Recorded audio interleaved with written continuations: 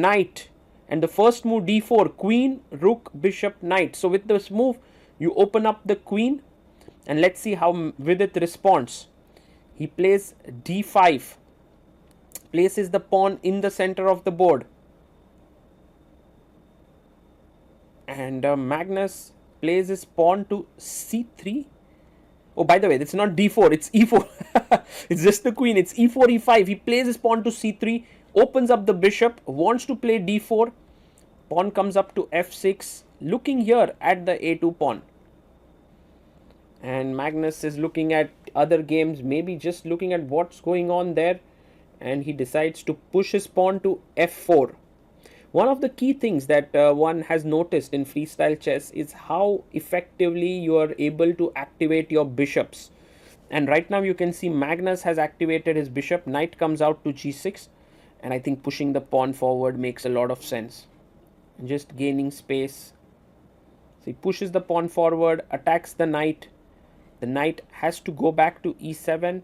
Yes, knight to e7 has been played. And now pawn to g4 played. So Magnus is playing on the flank. He's trying to gain space with h4 and g5. But I believe that black will strike in the center with d5. Not for now. Vidit plays knight to c6. He brings his piece out. He wants to then play pawn to d5 next. The knight comes out to g3. There's a soft spot in the position for sure, that is g7. If the knight goes to h5, it can attack that g7 point. And with it taking time early in the opening is the right strategy. You can see already after just 6 moves, he's down to 4 minutes 42 seconds. He plays this little move a6. And that's because he wants to trade off these bishop via a7. Magnus goes b4. Now that's a risky move for sure. Magnus is trying to play on the queen side. He's trying to play on the king side. And Vidit strikes in the center with d5. A good move right in the center of the board. And now Magnus goes knight to h5. He's looking at the g7 pawn. Maybe queen f7 makes some sense here. Yeah, he plays queen f7. He defends g7. And white hasn't developed the pieces yet. All are on their initial squares almost. a4. He's just continuing to play with his pawns. While this is great and the engine agrees with it, the problem definitely is with the king on c1. It could come under some deadly attack. Bishop a2 played. Queen goes back to f8. Nice move there by Vidit, trying to go out of the pin there. Now g5 makes a lot of sense, trying to create some play on the king side, like g5 takes, and then you have f6 moving in. But instead Magnus takes on d5. Maybe not the most accurate move. Vidit takes back. Bishop takes on d5 here, and he takes back with the knight. Knight takes on d5 happens. And now the queen moves up to e4. So white is slowly getting his pieces out, but maybe bishop a7 makes a lot of sense to trade here. He plays his queen to f7, again defending the knight, but also eyeing this b3 square to infiltrate in the future. Let's see what Magnus plays here. Maybe knight b2 to develop his knight. He plays knight to e3. Of course, taking here is great. Bishop a7 also a great move. But Vidit seems to be getting some aggressive ideas. He sacks his knight. Knight takes b4. Wow, what a move. And you can see Magnus is a bit stunned there. He's just kind of laid back in his chair, not moving forward. He's assessing why has Vidit sacrificed his knight here. Because after pawn takes, he's going to come into the center of the board with rook d4, attacking the queen and the pawn. Insane. Queen b1, the best move found here by Magnus. His point is, if you take here, I want to go queen a2, trade the queens. So Vidit plays knight b4, stopping the queen from coming to a2. And Magnus once again finds the best move, rook a3, controlling d3 square, also preparing queen b3. Magnus is so strong, you can't make these sacrifices against him which are unsound. But Vidit is unperturbed. He goes bishop a7. He's like, I'm controlling this long diagonal. My bishop is well placed. Queen b3, offering a trade of queens here. And the queen, I mean, you don't want to trade queens because then it's nothing. Queen f8, he goes back. But don't you have a check now? Queen e6 check. Maybe Magnus, oh, he gives a check. He gives a check. King b8 would mean that the rook on a8 is then permanently not great placed. Rook d7 is a fantastic move. Now he can long castle. And Magnus plays bishop f2, which is a mistake. g5 was the best move. And you can see Vidit can now long castle. He does it. What a move. Rooks have been doubled down the d file. He short castles. He tries to run away with his king. But is that going to be enough? Now Vidit can simply play king b8. He goes knight c6. He brings his knight back. He's threatening knight d4. He's also attacking the rook on a3. What phenomenal play by Vidit. He's outplaying Magnus. And that too in his first game after marriage. He hasn't really been working too much on his chess. Rook takes d4, but he's played with a lot of character here. Bishop takes d4. And it's the right move to take with the bishop so that later on the d2 pawn will remain a weakness. Rook comes to b1. Now you can't play king b8 because queen takes a6 would be hanging. There is a pin here.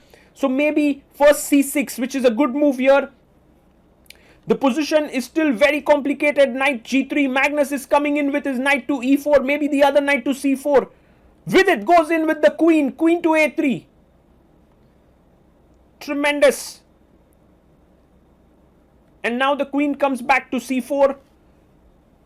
Let's see what Vidit plays. Maybe bishop a7. Just attacking the d2 pawn would be so good. Yes, he finds it. Bishop a7 on the board. The d2 pawn is under pressure. He finds knight e4. Defending here.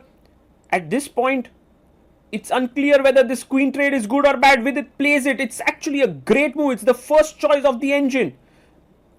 Takes on d3, rook d3. The point is that because the d2 pawn is weak, it really should work. And already Vidit has 2 pawns for 2 minor pieces and a rook. So rook and 2 pawns against 2 minor pieces. Knight c4 played. He takes the bishop, rook takes, and now b5 is a very powerful move. But Vidit just has 15 seconds. Magnus has 27 seconds. He goes rook d4. He's attacking the two knights. Well, first a check is important. He plays pawn to d3. Well, pawn to d3 because if you take on d3 it's possible, but then the knight goes to c5. So he takes it. Knight c5, a double attack on d3 and b7.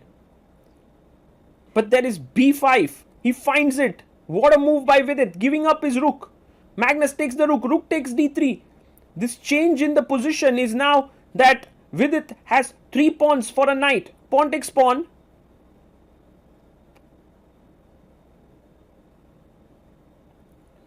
C takes b5.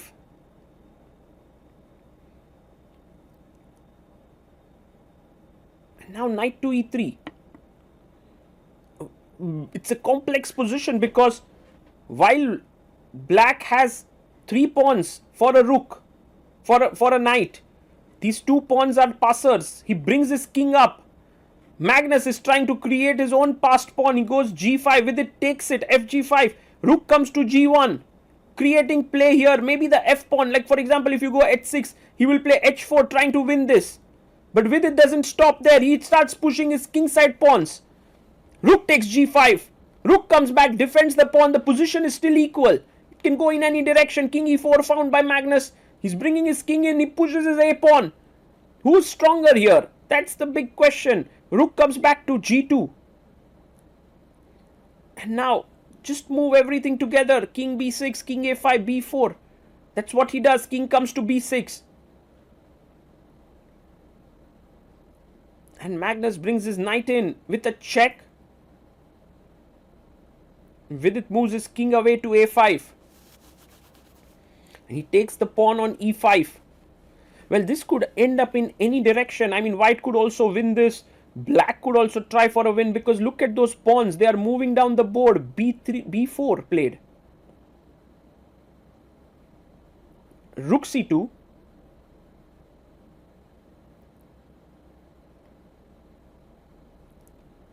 And b3, he pushes forward.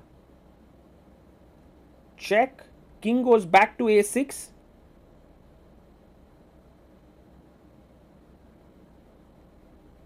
And rook c4 played.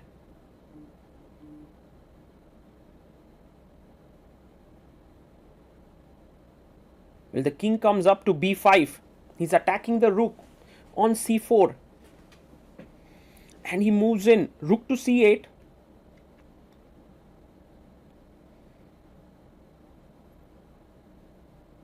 And maybe it's time to push the a pawn as well. Can we do it? a3. Well, he first brings his rook to b7 so that there are no checks from the back. Rook b7. Knight. King comes back. King d4. Vidit pushes even b2. It's getting stressful.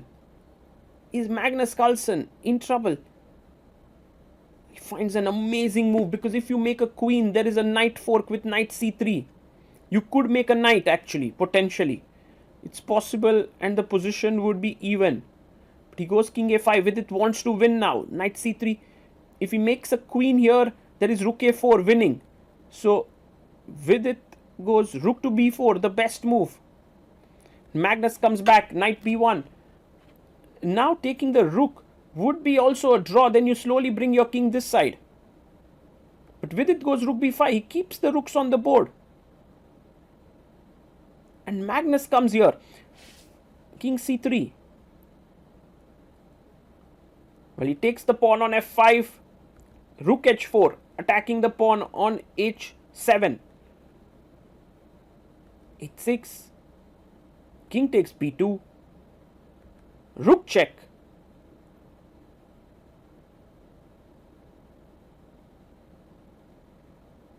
And now king comes up to c3. There's another check.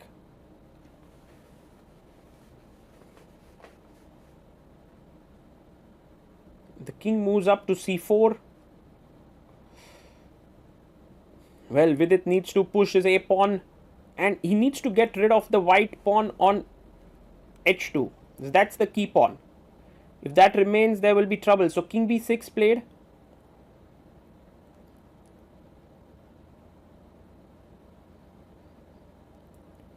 And Magnus gives rook h5. He cuts the king off.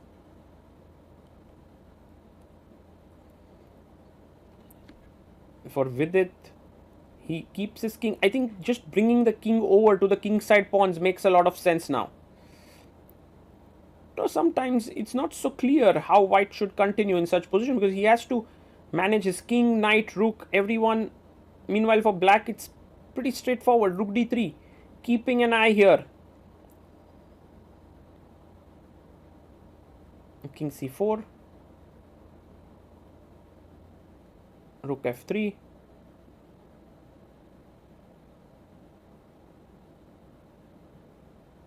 The rook comes back to a5. He's attacking the pawn on a3. The rook moves in. He's attacking this now. Check.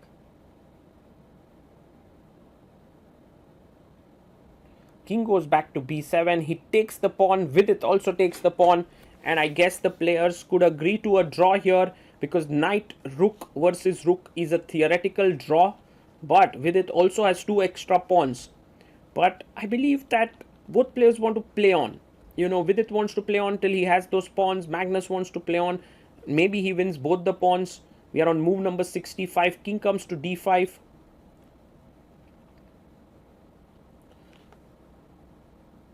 And now g4 played. Knight goes to d6. Check.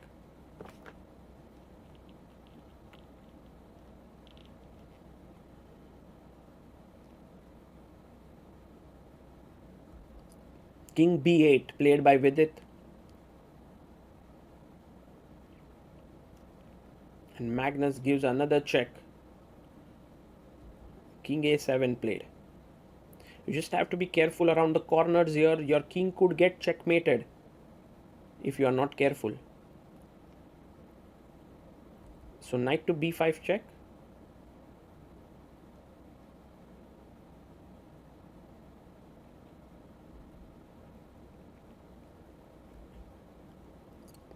check again. And he goes back, king c7. Another check.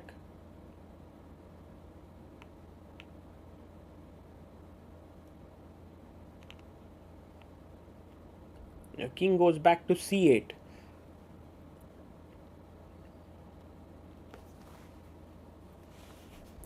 Gives a check. King to b7. Well, the players are just moving around here. Magnus also has to figure out when does he want to release the black king from the mating kind of ideas and start focusing on winning these pawns on the king side. King c8. He goes rook a3.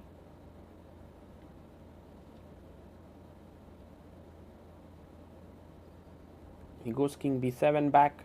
Both players have roughly 30 seconds on the clock. With it down to 13 seconds actually. Knight c5. He's feeling the bit of pressure here. And I think Magnus knows it, that Vidit often gets under pressure towards the end. King b8. And now if you see king c8, king c6 could be a idea. Because king c6 with the idea of knight d7 check. Look at this check. And it's a mate. So nice move. Pinning the knight. Very important. He goes rook e3. Somewhere Vidit has to patiently play this, otherwise he might get checkmated. Magnus has somehow got his pieces. Well coordinated h5 played. Check. King a7. Check. Now again go back, king b8. He plays king to b8. Rook at 7. He's going after this pawn.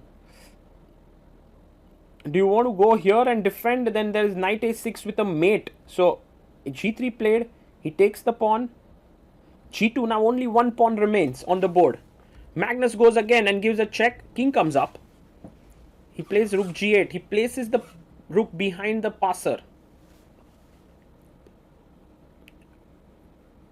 And Vidit plays rook to b2. Still a draw. Check. And now very important to play king a8. He finds it, because if king b8, it was already knight a6 with a mate. So king a8, knight a4 played, attacking the rook, threatening a check.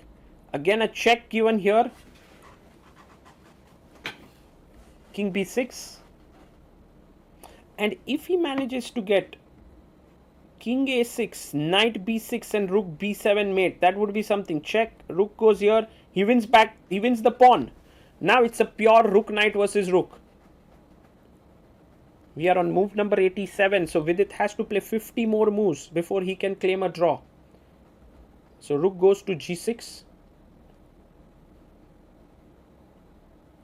And quickly escapes with his king to c8. It's a good idea. The knight comes in. I guess it's even better to just escape again. Yes. King d8. Vidit's king is escaping from the corner. Once the king is out of the corner, it's very difficult to checkmate it. Think maybe you can further go out. King e7. And now the black king is safe and there shouldn't be any issues. Check. King f7. And usually it's very, very difficult to win such positions with white. Black has quite an easy time defending. He goes rook a8 on the other side, intending to start giving checks here. Magnus plays knight to b7. Well, in some ways he has things a bit covered here. You can see goes rook a7, rook b6. The king, black king, cannot come up beyond the third rank, 6th rank. So with it, maybe he's a bit in a dicey situation. Should he go king g7? He goes king f8, king e6. And I guess going down and starting to check from below makes a lot of sense. King g7, he's trying to run away. Maybe king g6, king g5, he wants to run away in this way. Rook b1 played here by Magnus. If king g6, he may want to just give a check, push him onto the h file.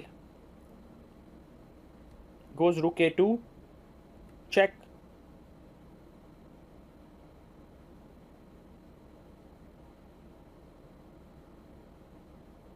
And now king comes to f8. And rook check. Again, king g7 makes a lot of sense. Brings the knight, but it's time to check now with your own rook. Yeah, with it doing it well. We have now reached move number 100. At this point, king f5. And with it a bit confused. He's around 20-second mark, so there are 10 seconds which you get every move, but he's coming down to this last few seconds every time. Rook g2, knight comes to e4. And maybe it's time to escape with the king this way, perhaps. Yeah, he does it. King f7. And Magnus goes on the other side. Oof. He wants to give a check and push him away. So rook e2 played. But now it's time for a check. And the king is pushed back to the last rank. King e8. And you can't go king e6 because of rook e4 check. So he goes king e5.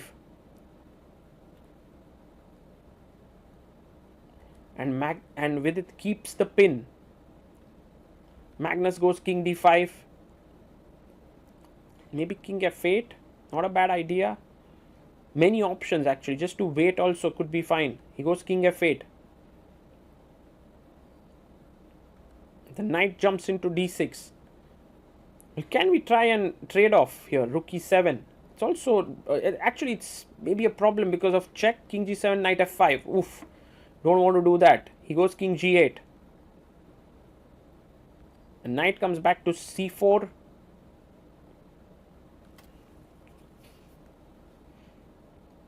King to f8. Knight to e5 played. Whew.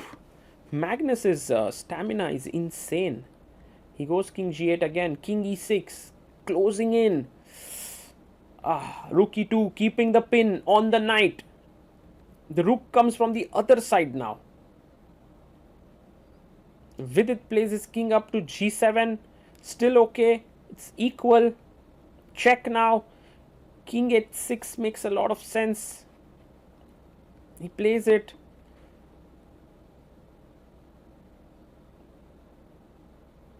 Rook to g3. Important movement in the game. Vidit goes king h5. He must be getting tired now. King f5 played. Do we have a check? He gives a check. Knight comes to f3. He goes back. King f6. Threatening mate in one. Important to come up. The only move. Don't go back. No! Blunder! That's a huge blunder. King f7 and it's a forced mate. King f7 and it's a forced mate there. Magnus finds it. Threatening again a mate. The problem is now if king h6 and he resigns. Oh no, he's calling the arbiter to check for the 50 move rule. I think the arbiter says let me go and check because king h6 here is met with rook h3 mate. And the arbiter comes back and says it's not 50 moves because it's only 116, 30 moves I guess since they exchanged the last piece. And I guess Magnus is given an extra minute for the wrong claim. But it doesn't matter. Vidit resigns.